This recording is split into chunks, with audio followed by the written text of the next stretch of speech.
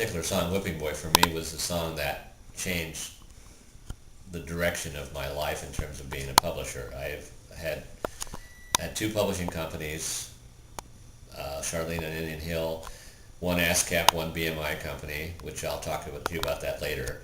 But the idea that songs are money and songs can generate money in the industry is something that it took me a while to figure out. And once I did, I realized that I had a certain, I don't know what's the right word, opinion about what songs were good and what songs weren't good. And as I said earlier, I'd gotten in this in the first place to kind of collect a bunch of songs that I thought were basically California-oriented songs, things that came out of California, that were California people. Rob Strandland, Walter Egan, Pat Breyer grew up in Fontana, Friz Fuller grew up in Pomona, me, Claremont.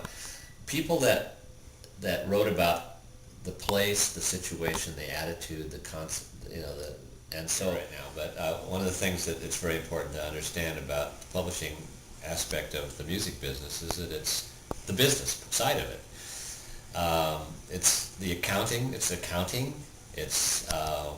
like, for instance, I have somebody that collects money for me who's an administrator.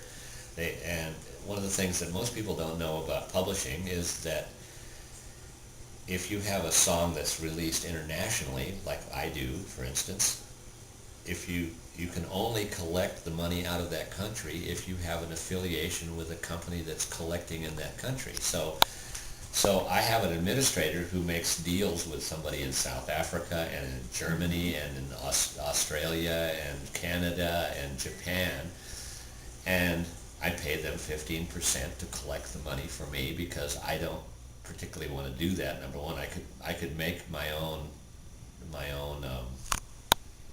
deals with foreign countries, but I choose not to do that.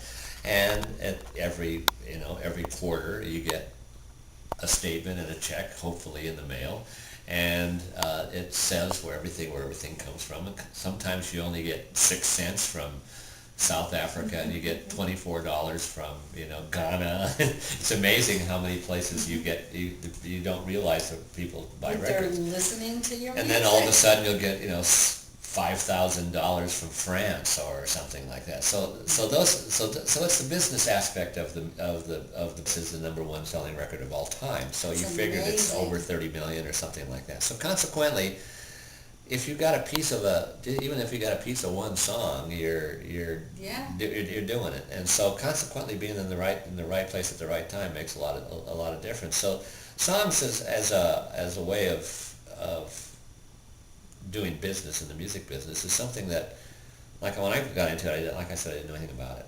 I didn't care. I was just interested in writing songs, and I was interested in getting records out.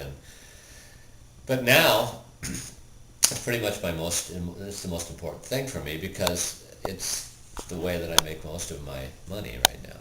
And as a guy who is older and doesn't necessarily want to go out and play all the time or go on the road or be in buses and trains and cars and planes all the time, this is another way to do it. And it's not easy because what you have to do is you have to link up songs with artists. Right. And that's the other aspect of it. That's something that you'd never know whether it's going to work or not. I've been very fortunate to some degree to have songs from my publishing company being recorded by various artists, and there is some income that is generated as a result of that. But so a good articulate publishing company or somebody that has got a good idea about things, if they say that's a good song for so and so, or that's a good song for so and so, and they can get it to them, and they say yes, then you got a good chance of making some money. If you don't, well, you tried and you did the best you can, and owning the copyrights to me at this point in my life is a very important thing because I am a songwriter, and I'm still looking out after me more than anything in this situation. So that's pretty much it. I'm still going to push the song that we all did. I'm overseas. It's going overseas. I hope so. So, Chris, mind playing something for us now? Sure. Anything you choose.